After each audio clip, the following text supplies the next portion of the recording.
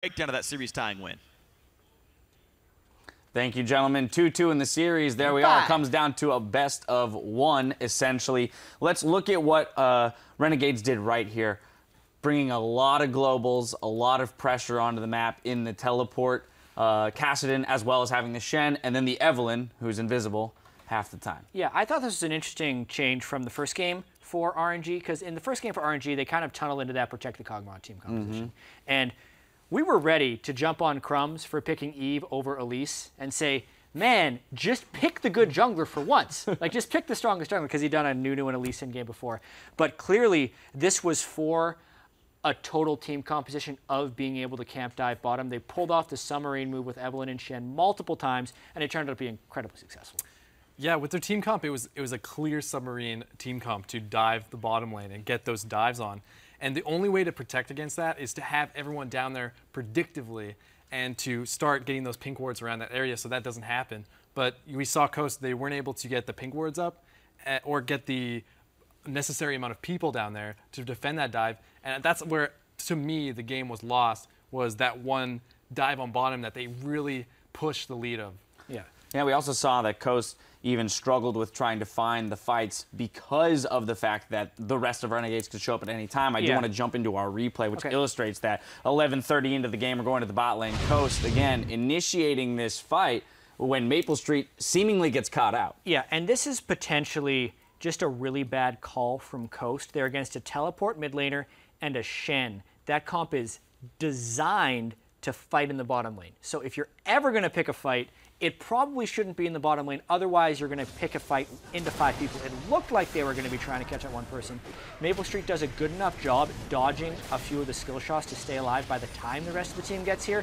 And at this point, it's just over, because there were 5 people from RNG that basically come in at full health, and Coast has already burned some major cooldowns on 180 carry. Right, Azir still too far away, making his way down to help out the team. Yeah. This time, they just easily pile on. Yeah, Shrimp picks up 1 kill at the end. And one other interesting thing that I really liked about RNG having the Evelyn Shen team composition is Shrimp is such an efficient jungler. So he doesn't want to stay in one place for a long period of time. But that is almost the way you have to play against the Evelyn Shen, because the only way to stop those 4-man dives on the turret, like we saw earlier in this game, is if you have 3 people waiting under the turret. And you can't do that if you're farming your jungler. Yeah, that's the biggest flaw in that style, is you always feel like you need to be doing something, but sometimes you just need to sit there. Sometimes you just need an AFK bottom, make sure that that dive doesn't happen, because that's a huge tilt towards their team, and that's all they needed to snowball it. Well, so now all this being said, Renegades gets out to a very solid lead, yet this game went pretty late, all things considered. We saw a couple engages where MASH was able to, you know, put out some serious damage on that Vayne, and at one point we were looking at a fight saying, well, Vayne just picked up a triple kill. This might be where the game turns around. Yeah, it got a little scary at times for Renegades. A lot of that just has to do because they were up against Nazir and Vayne, 2 champions that have some crazy teamfight potential. For the most part, though, they were able to shut down the Azir very quickly, and the fights were just rather messy, and they didn't necessarily have the greatest wave control, so they just kind of killed them over and over and over again. There wasn't really a fear that they were going to lose the game, but because they had so many fights where they were trading a lot of kills back, they just couldn't get objectives. Yeah, I think the very fact that it got to the 5th dragon. Nearly, yeah. Yeah, it really shows how they didn't close the game as well as they should have. They were up 10K, and the team fights were there, but they just misplayed them. That one fight with Alex just R'ing in, Hourglass in. The Azir was actually blocking off that entire corridor, so he was all by himself. All 4 of his teammates were just held back by that Azir wall. So that was a perfect place for them to fight. Unfortunately, they were so far behind, Maple almost cleaned all of them up for the ace.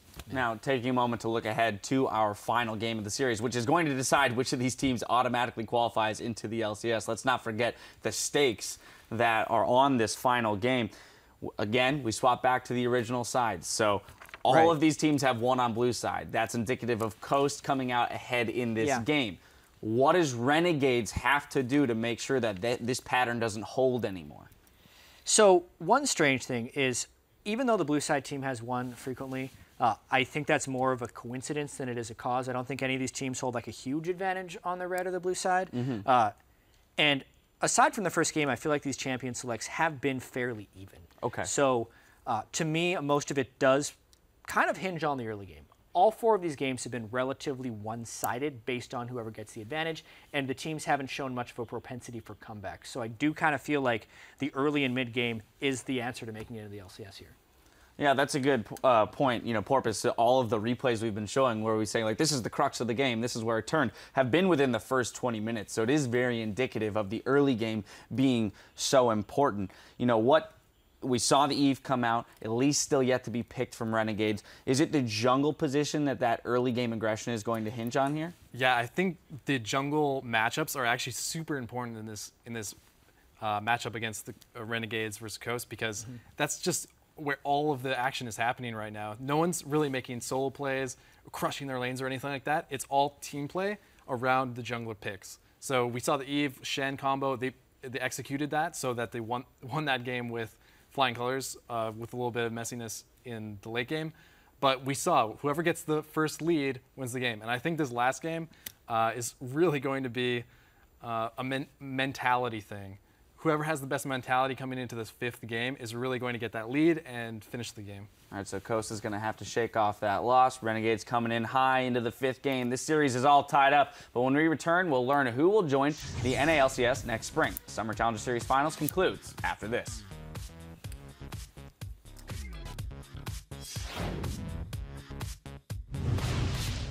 The only other thing I want to remind you is make sure you account for everything before you make the play.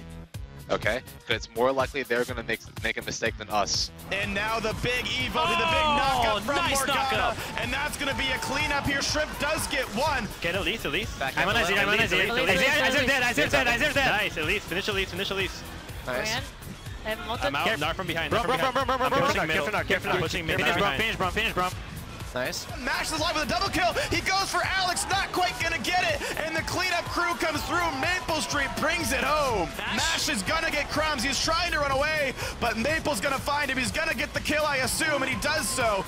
We're going to game 5. Renegades get the victory in game 4.